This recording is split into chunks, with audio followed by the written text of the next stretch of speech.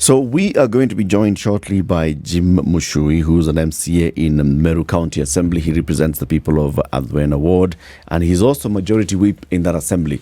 This is the assembly that has voted once again to impeach Governor Kawira Mwangaza. This matter is now before the Senate. The dates for this have been gazetted. So this week, Senate in full plenary is going to deal with this matter. Yes, they are. Hey. There was initially an 11-member senator committee that was recommended by the whip, Bori Khalwale, but they said no. Everybody hear this thing out and let's see what's going to be done about it once and for all. Who knows? Those suggestions that you mentioned could actually be ones that would come out. Jim Muchui is an MCA in the Meru County Assembly. He is representing the people of Athwana Ward. Good morning, Jim. Good morning, Eric. How are you? I'm fine. It's good to see you here again. Good to see you. We are here sometimes, I think. Was it like a year ago?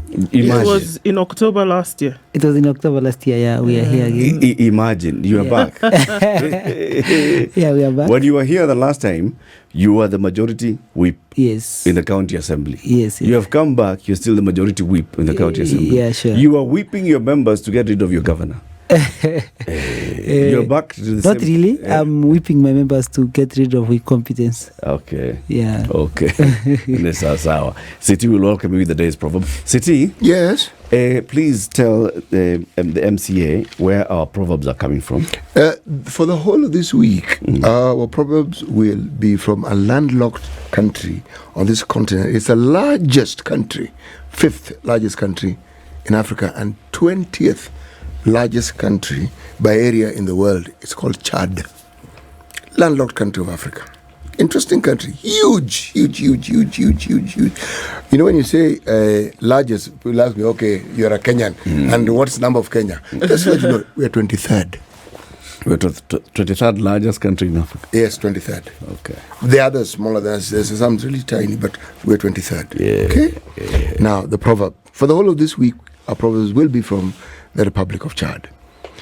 The more feathers a chicken has, the bigger it looks, and the nearer it approaches the grave.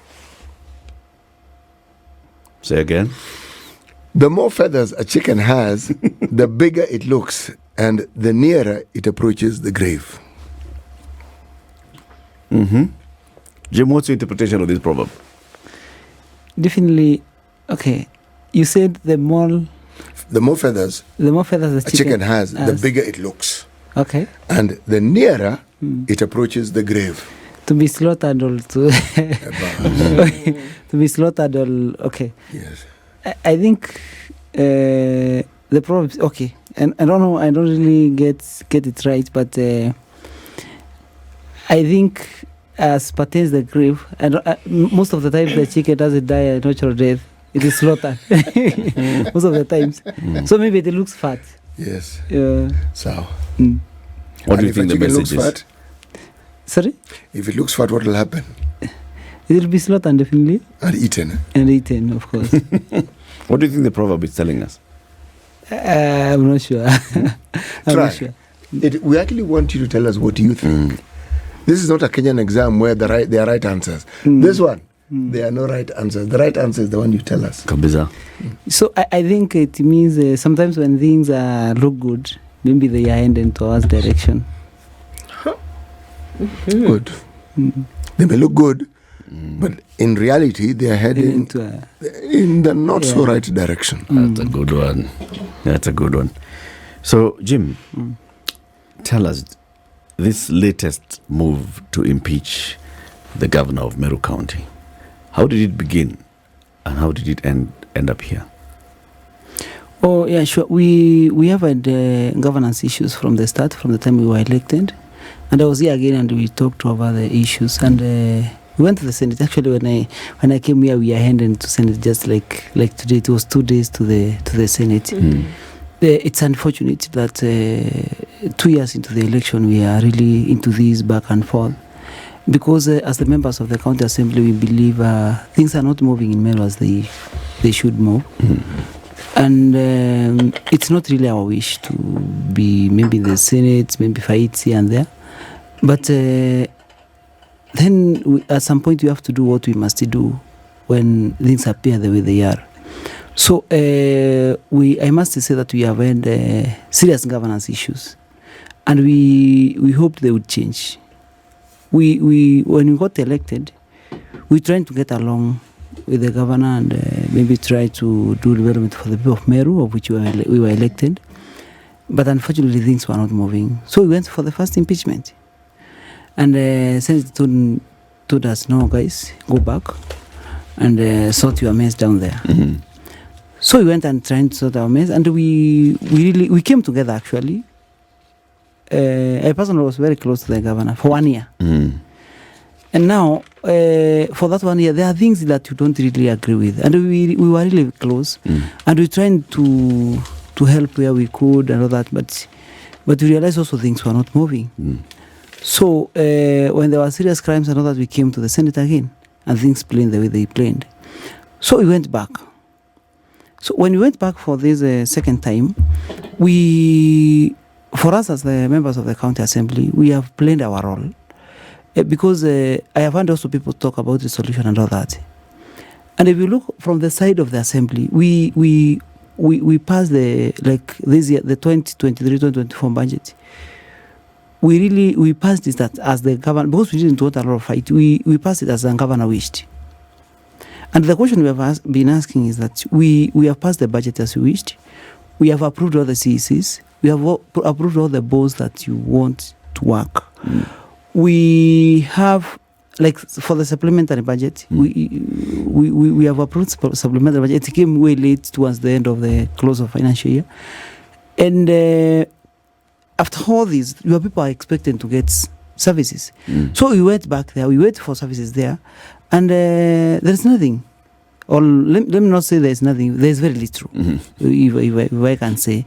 When it comes to the issues of utilization of funds, and also governance, serious governance issues. For example, the issues we have right now, how do you, for example, we have a revenue board that collects way below what should be collected. The chair of the revenue board can only be appointed by the governor. I cannot appoint the chair of the service board, the revenue board. That chair of the revenue board cannot be appointed by the CEC. But for a whole year, we have run without a chair for revenue board. So it is the board that sanctions spending. So the questions we're asking the governor: how have you been able to spend around 400 million for the revenue board without a functioning board? How have you been? There's a MCIDC, Meru Investment and Investment Corporation. How are you able to run that for a whole year without a board? We allocated 60 million. How are you able to run like MYS board without a board for more than a year? So those are some of the issues that we have. Right now we have approved. Actually, we have 2 weeks ago we passed our appropriations bill, the budget. And before it goes to the budget. The budget estimates goes to the departmental budget goes to the CEC finance, then to the cabinet, then to the assembly. It is approved by the board for the department first. So the questions we ask in Mwangaza is, who approved these budgets? 3 weeks ago, the revenue board as appointed as CEO, they advertised. We have those documents. They did a short list. And they have 2 weeks ago, actually, a CEO reporting in office. Who recruits? Who advertises? A board. It doesn't have a board for a year. So there are a lot of illegalities called Kolea kind of happening in Meru. And we have tried, I'm telling you, Eric, we have tried as members of the County Assembly. Can I ask you, Jim? So yes, I just want to go through some of these things. I mean, what you've said, it makes sense. But then to understand the procedure, that if you should find an anomaly, right, in the way things are being governed, then what is the procedure for recourse to say, why is this happening in this manner? And then how you will get an answer. Because if you look at the first 6 or 7 charges or issues, accusations, they're around what you've mentioned. Yeah, sure. She's accused of the appointment of a certain person towards the County Public Service Board. revoking rather that appointment. Yeah, revoking, yes. She's accused of failing to appoint the chairperson of the Revenue Board, like you have stated, the Microfinance Corporation, the Meru Youth Service Board, and the Meru County Investment and Development Corporation Board. Yet another issue of administration.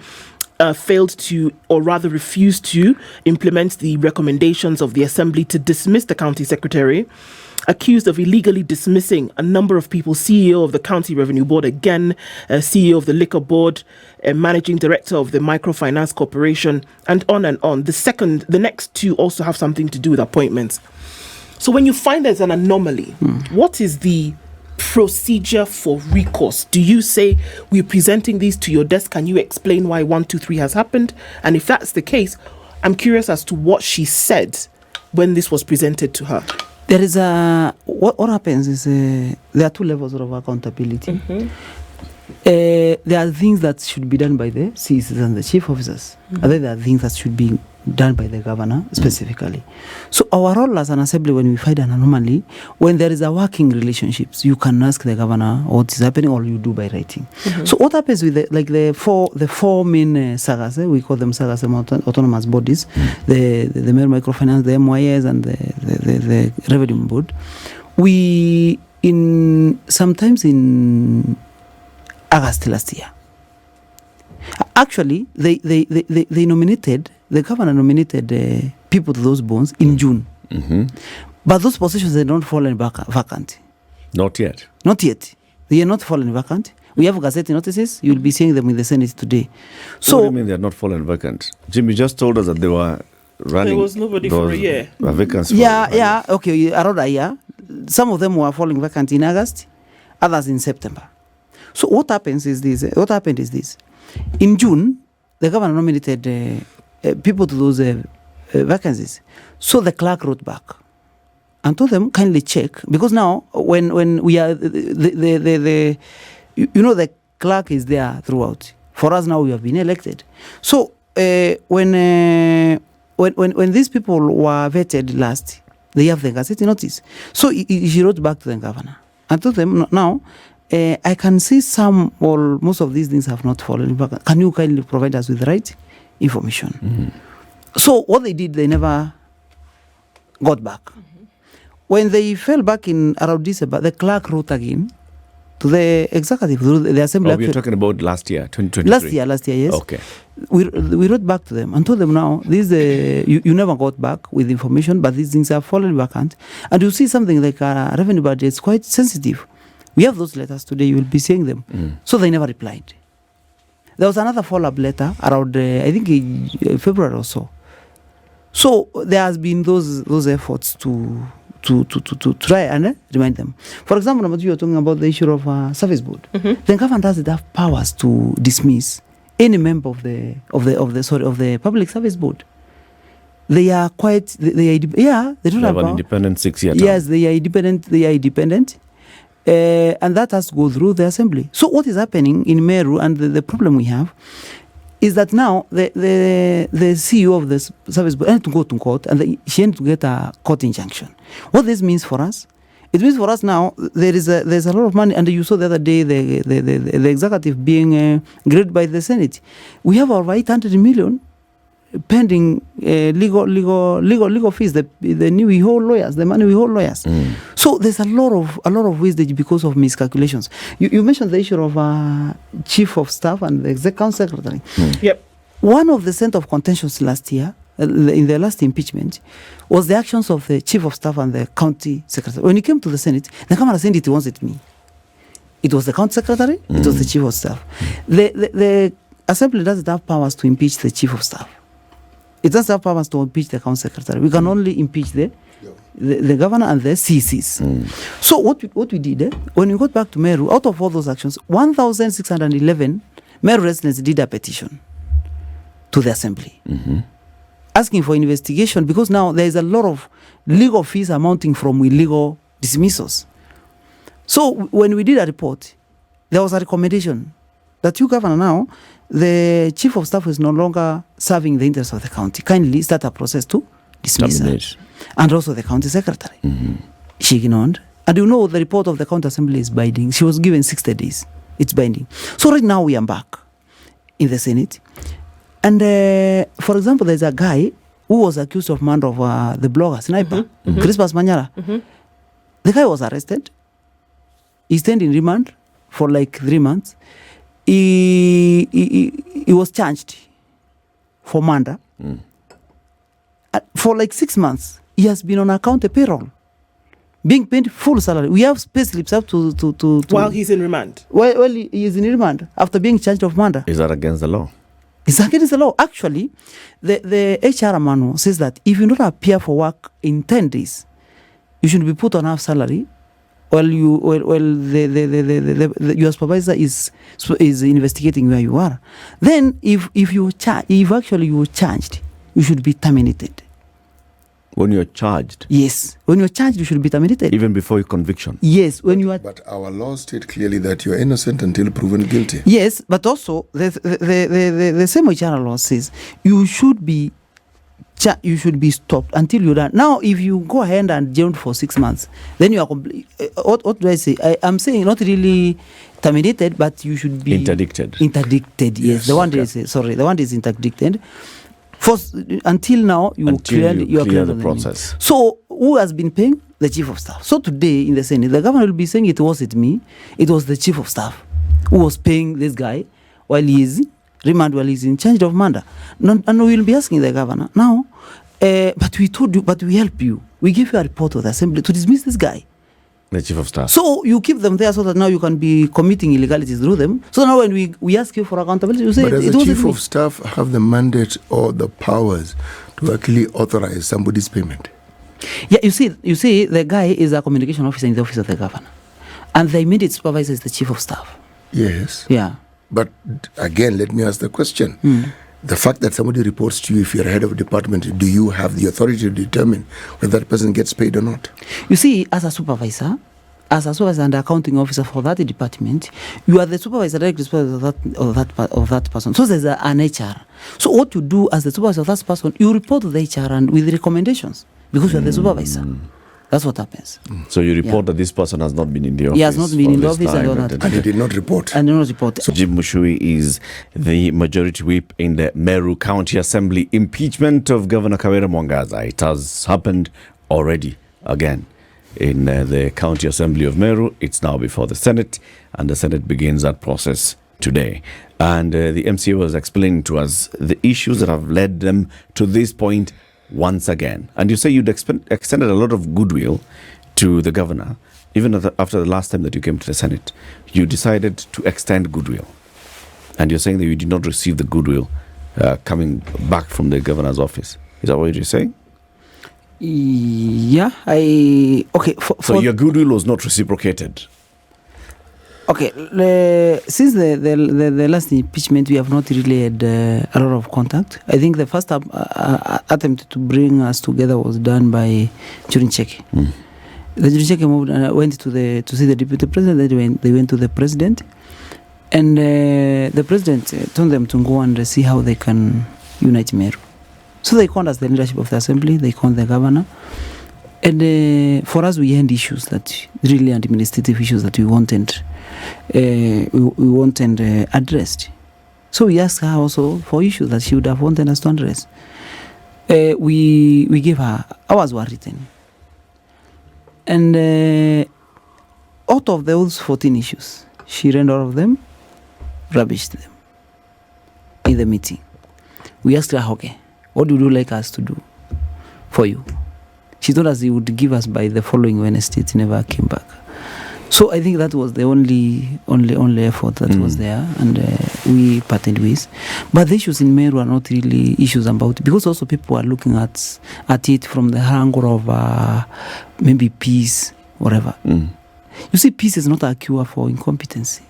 It cannot be. And I'm telling you, Eric, and the Kenyans listen to us. The last person who would want a crisis in a county is MCA. Because even if there is a crisis between an MP and the president, or there's a misunderstanding, an MP has a CDF to align to. When there's a difference between the MCA and the governor controls the county kitty. Like I was like 12 billion. The MCA does they have really any fund that they can oversight so that they can claim maybe direct credit. The direct credit from it. Yeah. So the least person who would want a crisis Is an MCA. is an MCA because it injures the MCA most. But now if you see we have gotten to that point, I think we got to a point where we know I'm 33. In 40 years I will be asking questions, maybe my child also. When you are the county, this and this and this happened. So for us, it's not really about what Senate says or what happens there. It's about my conscience, clearing my hand, and doing what I must do when duty calls. So the issues we have in Meru, and I was about to say about the issue of the blogger sniper. You know, the people charged in court are three. There is the Christmas Manyara, who is a communications officer, who is being paid up to today. There is Supu.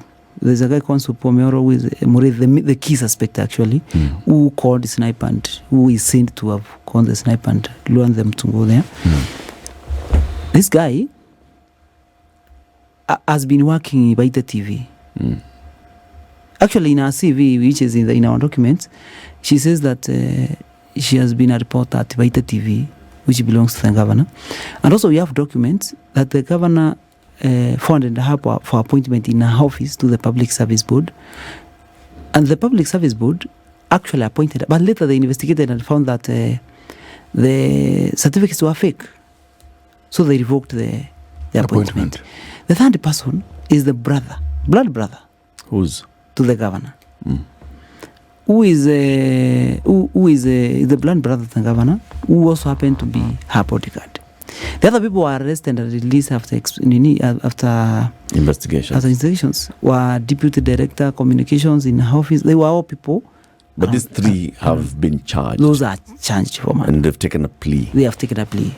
The three. Okay. Now, we started now trying to pressure the government, to put pressure on the government so that now we can have a justice for that guy because he really used to criticize the governor. Then the governor goes out and calls a media for a media press and says those people moving around with the body of sniper have collected 86 million through a paybill number. And that those people have pocketed that money. So the wife to sniper should be bought Prado. They should give her around 60 million. They should pay for insurance need for their children and all that. They have collected 60 million. This is a public office, a county governor who should unite the county.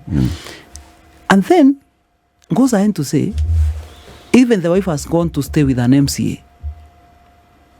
Remember, this lady, the husband has died in very unique circumstances, in very, very unclear circumstances. And now you are accusing this lady of moving on. With an MCA. With an MCA. And you're the governor. You see that kind of level of insensitivity. That's gross misconduct for a cow. That's, you see, now that lady is actually unable to bury her husband because now the people in the village started victimizing her. So this is one of the grounds that you used to impeach her. Gross misconduct, yes. And you said this is gross misconduct because she said that somebody has collected 86 million shillings. Yeah. You know for a fact that nobody has collected 86 million shillings. You see, I wish I came with that document. For a fact that she said this. We have videos. So she said this at a press conference. You will see them today. But you know for a fact that this what she said was false. Yes, it is. Because let me tell you. She's saying they have collected, it is in the clip, you'll see it today. They have collected 86 million through a paybill number. The paybill number was registered through the wife to sniper. It collected 227,000. And we have statements in the motion. From this particular number. From that particular number. Particular page. Yes. So the wife has even messages. She was to bury the husband on 8th. And people was asking, how do we come and help you bury a wife when you have moved on? Before even you bury your wife. Your husband. Your husband, sorry. Number 2, you have 86 million. The governor told us that you have 86 million. So you can be able to and also insecurity. There are a lot of things that cause the anguish. Yeah, a lot of anguish. So Eric, there are so many things we can talk about Meru, and one of the reasons, the public service board has been very independent. We believe one of the motive why you see now, like I told you, the issue of Sopo, the Eric Morethi who was appointed and it was revoked by the public service board. The governor was not very happy with it. That's now you can see going out of her mandate to write a letter revoking the appointment of the CEO, which she doesn't have powers to do. So what happens in the process? The CEO goes to court. County lawyers go to defend the case. We incur legal fees. At the end of the day, we have something else there also about the legal issue. The government illegally dismissed the CEOs for alcoholic board. And then it was in the previous impeachment motion, but this time round, that time the case was in court. So they were awarded the costs, 4 million. So as a county, we are paying 4 million because of the actions. So and as a governor, with controlling all that kind of thing, you must know that there's a problem, Eric. If you are unable to really you can't convince 24 MCAs on your side out of 69. It's a problem. It's beyond. And when we are told you're fighting a woman, I think that's what out there. You're fighting Kawira because she is a woman. And even if you look at her response to the Senate, she has not even responded to the issues. The whole of the affidavit is that I'm being fought because I'm a woman.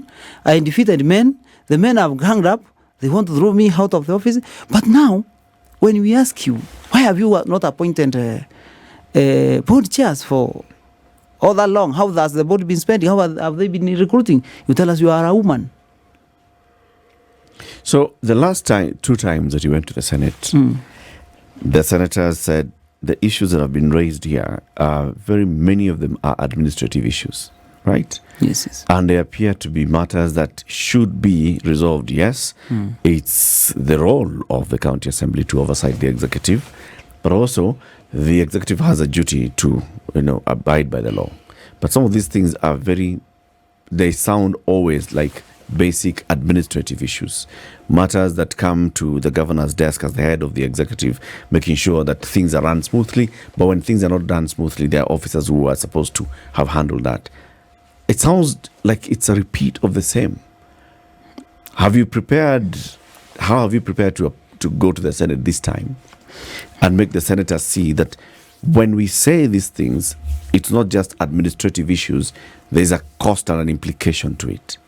Because what I hear you saying is that, the fact that you don't have a revenue board chair for an entire year affects how the revenue board collects on-source revenue. When you don't have, boards for these sagas, it means that service delivery is impacted. Do you have actually tangible information that you are going to take to the Senate to show the people of Meru have been disadvantaged because of this lack of action or these actions?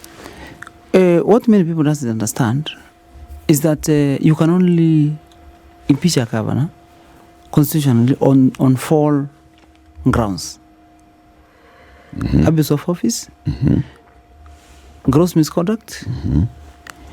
There are the others two that I don't remember. The other one is insane. If the governor is insane, then she can be forced to leave office. Mental health, yes. And there's another one. There are four. Now, in the Senate, you can only hear these 4 being mentioned. The others are specific changes. So you can always tie your changes around the 4. To the 4. Around the 4 and prove the 4. So when people hear you accuse government of abuse of office, many doesn't know that these are the only 4 areas that you can. They think now you have brought now the issue again. They expect maybe a 5th or 6th one. So this time around, what changes is the specific changes, and the specific changes are there's no single one which is repeated.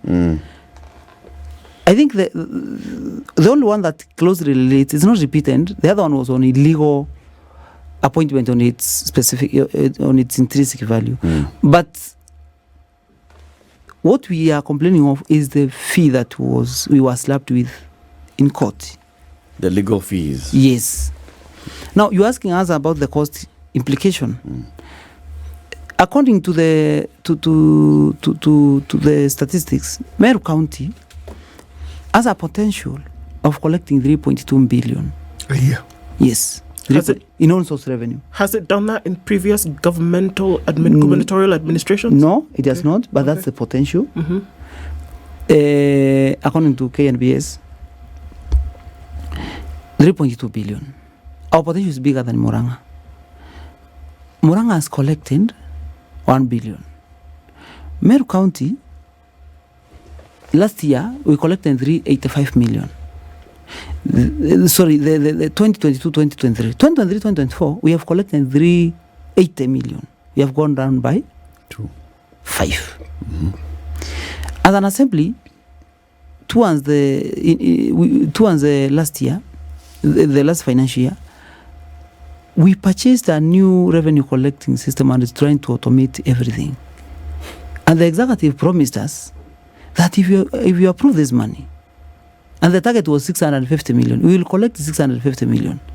It went down to 380 million, even with a new system, which we bought at around 80 million. Then, this is a board. You see, and let me tell you, Eric, counties are struggling. Right now, I'm with the budget committee in the assembly, and we have been in the budget process. You know how much is going to development without conditional grants? 14%. Is what's going to development. To around 1.5 or so billion. That is what is going to development. The other money goes to recurrent. It should not be less than 30%. It should not be less than that, but what they do, they go and they lump it up with the conditional grants. Right. And you realize that some of the conditional grants are not really transformative, because some of them will come in terms of maybe fingerlings, or what do we call the fingerlings? The fingerlings. The small fish seed. The small fish seed. You will be given small, the fingerlings worth 100 million. Not 100. 200 or 500 million. 500 million. Yes, conditional grants. You will be given money to go around check Timbi or whatever, worthy, maybe 500 million. So what does the executive do? They allocate a lot of money in the recurrent, then they use this money, they call it development. Then that's why you realize there is minimal development. So what we have done, right now as we speak, Eric, in Meru, for 1 month, the hospitals are not operational. For a month. Sorry. What does that mean? Yes. When you say they're not operational, what do you mean exactly? The doctors are on strike. The workers are on strike in Meru. But if they were not on strike, would the hospital be functional? Would it have commodities? Would it have what it needs to actually run as a hospital? I was sent in there. Okay. On that first bay, in a dispensary called Kigucho Health Center, actually, which has a maternity, which is allocated to the workers. It's a maternity. A lady delivered between 6 and 8 at the gate of the hospital. 6 a.m. in the morning. It's one of the clips you'll be seeing them there. And the lady actually was the child was placed in a plastic karai. You will be seeing it in the videos today. Why at the gate? Why? Because the service delivery in Meru is totally broken down. No supervision. People don't go to work. Everything is broken down. Eric. Hey. And an healthy worker is supposed to be in hospital throughout the night. They are not there. A lady who has labor pains comes at maybe 5. They were saying she came around 5. The residents. They were protesting. Actually, there was a demonstration. The lady staying there. She was helped by the village women there. And you will see the lady was placed, the child was placed in a plastic karai, in a plastic basin. And there's no even watchman to even open the gate. And then watchman came told them, oh no, the people who come to deliver here in the bush here are prostitutes. You'll see him there. It's on record. So let me ask you, up to date, that's a woman. Our governor is a woman. That lady, the governor, has never commented On this particular on that issue, has never reprimanded anyone. No one has ever been summoned because of that. We just went as usual. Because if I were the governor, I would actually apologize to that Linda and resign. Where? It's pathetic in Meru. Jim, we will be seeing the case that you present before the Senate. We'll be watching, and hopefully maybe towards the end of this, we'll invite you back. Yeah, so we thank can you. then look at what has been said and what the Senate has said. Jim Muchui is the MCA for Athwana Ward in Meru County. He is the majority whip in that county assembly. Keep it here for more. This is the Situation Room, the only way to start your day.